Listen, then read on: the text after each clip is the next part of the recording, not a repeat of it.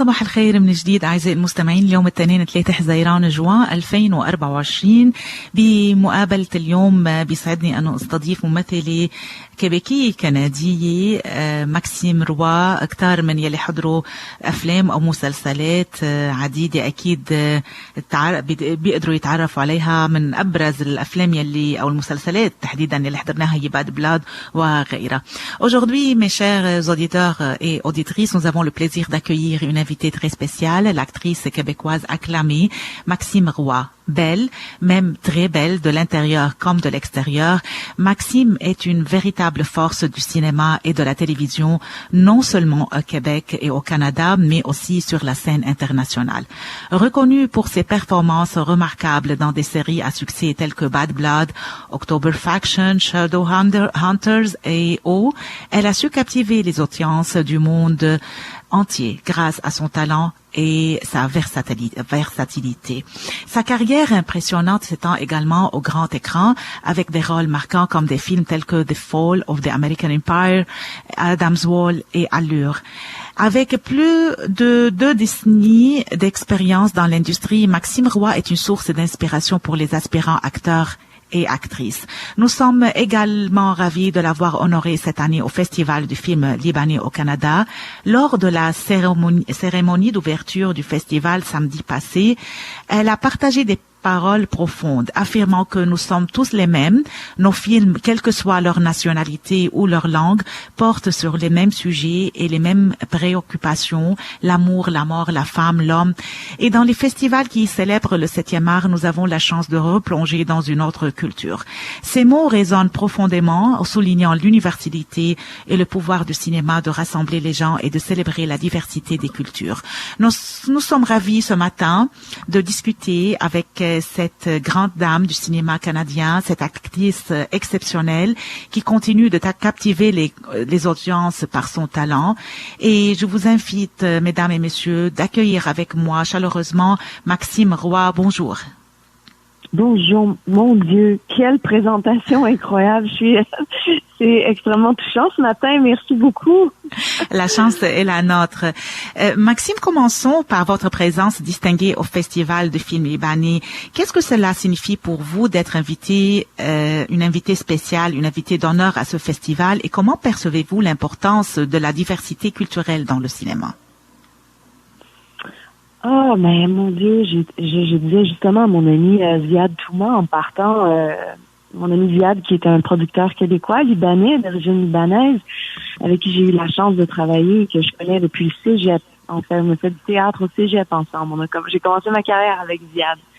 Et je lui disais, il m'a posé cette question-là dans la voiture en ce moment, puis je lui ai dit, ça me touche parce que d'avoir été accueilli aussi chaleureusement par vous, et par le festival, parce que j'ai toujours eu une espèce de syndrome de outsider dans mon propre milieu, parce que je travaille dans les 2 langues. Je travaille en français, je travaille en anglais, j'ai quitté le Québec un peu pour aller travailler. Et quand je suis de retour au Québec, j'ai toujours l'impression d'un peu devoir refaire ma place, si on veut, et d'avoir été accueilli par une culture qui n'est pas la mienne à la base. De cette façon-là, m'a vraiment, vraiment touchée. Mais alors, c'était sincère l'autre soir quand je disais que j'avais la larme à l'œil et tout, c'était vrai. Et je trouve ça tellement important de voir du cinéma. Les festivals, pour moi, c'est d'une grande importance parce qu'on a la chance de voir les perspectives de l'extérieur, de cultures différentes, des perspectives sur les thèmes, comme vous avez mentionné dans l'intro, qui sont universels. Et je trouve qu'en ce moment, on est dans pas un tournant, mais peut-être une période un peu dangereuse pour l'art en général, parce qu'on nous met des balises. On dit aux artistes de pas, qu'il y a des sujets dont on ne doit pas aborder ou d'une façon dont on doit pas aborder. Et je pense qu'on pourrait pas dire à un peintre de peindre une toile avec certaines couleurs. Vous comprenez? Alors je pense qu'au cinéma, à la télévision, c'est important de laisser les artistes parler et raconter les histoires qui les touchent et de la façon dont ils voient les choses et la vie. Je pense que c'est super important et la beauté des festivals, c'est que cette ouverture-là sur le monde et de voir justement des couleurs et des tableaux différents. La liberté d'expression s'applique surtout dans le monde du cinéma et même à la télévision, puisque ça fait partie du monde d'expression qui nous réunit, nous aussi les journalistes et les professionnels de communication. Maxime, votre parcours est riche et varié et il y a des films auxquels vous avez participé et qui portent sur des causes. Est-ce qu'il y a une cause, puisque vous avez parlé de la liberté de l'expression, est-ce qu'il y a une certaine cause qui vous tient au cœur? Moi, j'étais porte-parole d'un organisme qui se nomme Déclic à Montréal, qui aidait les jeunes à revenir à l'école, les jeunes de la rue à retourner à l'école. Donc, je pense que s'il y a quelque chose qui est important pour moi, c'est l'éducation. Mais l'éducation sans en gardant l'ouverture encore là, parce que vous parlez de liberté d'expression qui est extrêmement importante. Et je pense on est en train de perdre un peu on n'aide pas les gens à essayer de réfléchir ou apprendre à réfléchir par eux-mêmes. On leur montre que c'est ça, c'est comme ça que tu dois penser. Et ça, je trouve ça un peu dangereux. Donc, pour moi, cette cause-là de l'éducation, mais dans la liberté, et de montrer encore là, justement, la vie, parce que la vie est pleine de couleurs et il y a beaucoup de zones grises dans la vie. C'est pas noir, tout n'est pas noir ou blanc. Et je pense que ça, c'est très important. Vous avez joué dans des productions québécoises, canadiennes et américaines. Comment avez-vous vécu ces différentes expériences de tournage, que ce soit au niveau de la liberté d'expression, des causes ou autres défis que vous avez aussi rencontrés? Je pense que la seule différence pour moi, c'est au niveau de l'argent. C'est-à-dire le budget des productions. Ouais. Mais sinon, c'est ça qui est fabuleux, c'est quand on se promène, parce que je suis allée tourner au Maroc en 2019, juste avant la pandémie. J'ai eu la chance d'aller à Abu Dhabi tourner dans une série qui s'appelle Mirage, qui était faite avec France 2 et qui était une coproduction canadienne et France. Et ensuite, j'ai passé 2 mois au Maroc, pendant le Ramadan, d'ailleurs. Le premier mois. Et ça, c'était tellement incroyable de voir les techniciens travailler dans le désert du Sahara sans manger, sans boire. Mais ce qui était incroyable pour moi, c'est de voir, on est tous pareils. Les techniciens, c'est les mêmes. Vous savez, les plateaux de tournage se passent toujours de la même façon. Et c'est la beauté de la chose, parce qu'on voit toujours les équipes travailler dans la même direction, c'est-à-dire on veut tous raconter une histoire et on veut tous que ça se passe bien, puis on travaille tous pour mettre un produit, pour faire une œuvre. Et donc, il n'y a pas, comme je dis, à part les budgets qui diffèrent d'un endroit à l'autre, je dirais, bon, les Américains, évidemment, ils ont toujours plus d'argent. Il n'y a pas beaucoup de différence.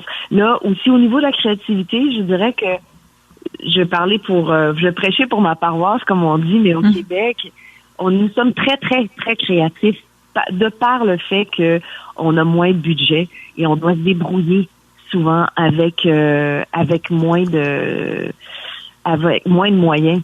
Donc, je pense je dirais qu'on a un petit plus au niveau de la créativité des créateurs ici. À cause de ça. On doit se creuser les méninges un peu plus pour arriver à un produit qui est compétitif, si on veut. Parlant de financement, de budget et de l'argent, est-ce que vous trouvez que le gouvernement, que ce soit le gouvernement québécois ou canadien, soutient suffisamment le cinéma, la créativité et la culture en général au pays? Je pense qu'on a la chance, on a quand même encore là comparativement aux États-Unis qui est plus c'est du financement privé. On a la chance quand même d'avoir un gouvernement qui encourage et il y a énormément de subventions. C'est juste que les gens souvent on n'est pas trop au courant, mais il y a énormément d'argent qui est placé dans l'art et la culture. Où je dirais qu'il y aurait peut-être un ménage ou une façon de restructurer, c'est justement dans qui alloue, il prend les décisions de allouer l'argent aux productions. Je pense que là, il y aurait une restructuration à faire parce que c'est comme la SODEC et Téléfilm. Mais la SODEC, c'est souvent... je vais faire ça rapidement, je vais expliquer ça rapidement, mais tu présentes un scénario qui n'est pas subventionné par la SODEC, on doit le représenter, il donne des notes, et on le représente 6 mois plus tard, je crois, ou 8 mois plus tard, avec les notes et les changements de scénario, mais souvent, c'est pas les mêmes personnes qui vont juger le scénario. Donc, à ce niveau-là, c'est un peu étrange comme façon de fonctionner. C'est la bureaucratie partout, hein? Pardon? C'est la bureaucratie partout. Oui, exactement. Donc, je pense que si on plaçait des gens qui avaient peut-être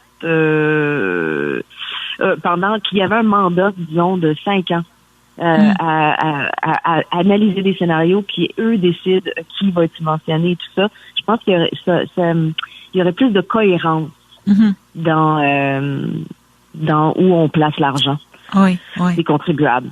C'est mon opinion, mon noble opinion, évidemment. Maxime Roy, quels sont les rôles les plus marquants de votre carrière jusqu'à présent? Est-ce qu'il y a un rôle qui a particulièrement influencé votre parcours? Oh là là là là là là. Il y en a plus. C'est difficile à dire parce que je pense que et ce qui est très bizarre d'une carrière d'acteur, c'est que c'est toujours à recommencer.